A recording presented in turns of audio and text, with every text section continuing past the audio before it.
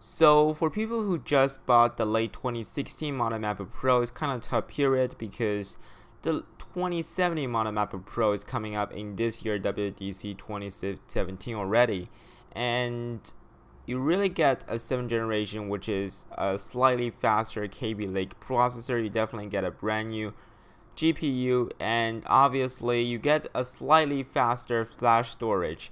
So it's kind of a disadvantage for people who just purchased the MacBook Pro 2016, especially you just passed your return date. So people are angry, people are concerned because before Apple never actually released a laptop just like 7 or 8 months after the big release coming up in October 2016. And just like 7 to 8 months after that, the Apple announced the upgraded version, which is the 2017 version. And it's kind of very urgent for Apple to do these kind of upgrade because the late 2016 model has a lot of problems. It's kind of at the boundary between the Skylake processors and the Kaby Lake processor. At October 2016, it's kind of the time where Skylake processor kind of almost quite phase out, and the starting of Kaby Lake processor has not be there yet. So it's kind of hard for Apple to actually decide which processor to use because people cannot wait. People has already wait for like 1 to 2 years for a brand new MacBook Pro, but it haven't come up yet. So it's kind of urgent that Apple actually announce a new MacBook Pro in the almost at the finish of year 2016. So it's kind of urgent. So Apple really have no ideas. Apple have no kind of way to put the latest and greatest Kaby Lake on their MacBook Pro machines. So they choose to use the 6th generation, which is the Skylake. And in year 2017, they realized there are a lot of like Kaby Lake Windows laptop on the market right now. And if they still using the Skylake processor, they will definitely be a huge behind the competition. So that is why Apple know that it's time and they have to upgrade it to the 7th generation to catch up on the competition, to still become a dominant laptops on the market. And thanks for Apple for doing that. And it's definitely a great news for people who really need an upgrade. They can definitely upgrade to 7th generation Kaby Lake 1. It's definitely faster and you get better graphics. But for people who already purchased the late 2016 model, you really should not worry because Kaby Lake will be just like 5 to 10% of performance increase, performance improvement, and there'll be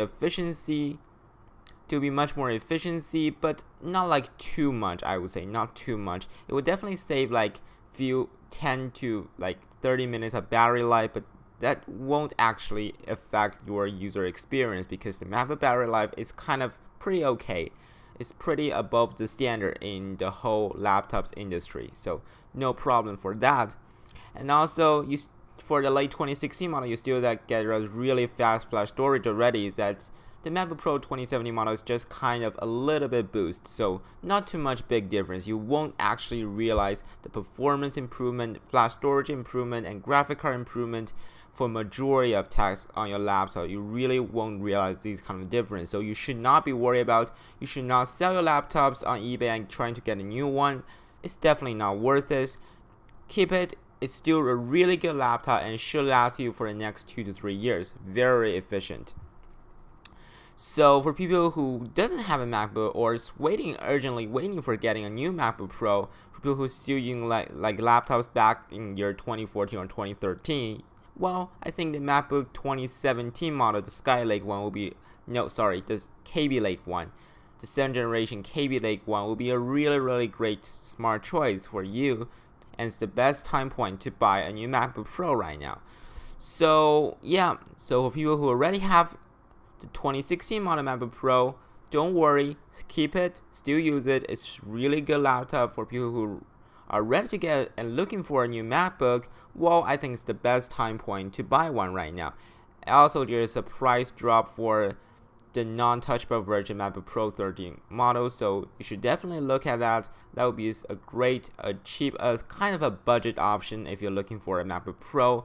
And I really recommend you guys getting the MacBook Pro or a 12-inch MacBook instead of still getting the MacBook Air, because MacBook Air really doesn't have great display qualities, really doesn't have like the brand new chip. It's still using like the 5th generation chip or the 6th generation, I forgot, but it's definitely using chips that is not modern and still using graphic card back like years ago. So don't buy the MacBook Air. And the keyboard is still like the traditional type keyboard, not a butterfly magnetism keyboard.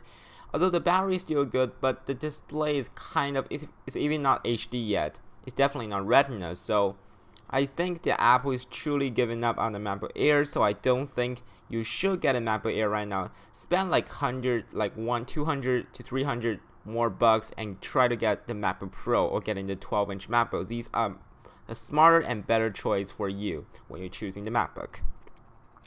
So yeah, that's kind of a summary for what I want to say today, which is how to choose between MacBook Pro, and also you should not worry about your late 2016 model. It's a really good laptop, and let me tell you, I'm also a victim of these upgrades. I just like get my late 2016 model MacBook Pro in May, which is like 1 month before the WWDC, so it's really brand new. It's like late 2016 model, but I would say I would definitely not selling it. It's still really good, really powerful. I love it. And yeah, that's kind of a wrap up for this video. Thank you for watching, and hope you can find your most perfect and your best fit MacBook or your laptops on the market right now. Thank you for watching, and have a great night everyone, and see you guys tomorrow. Bye.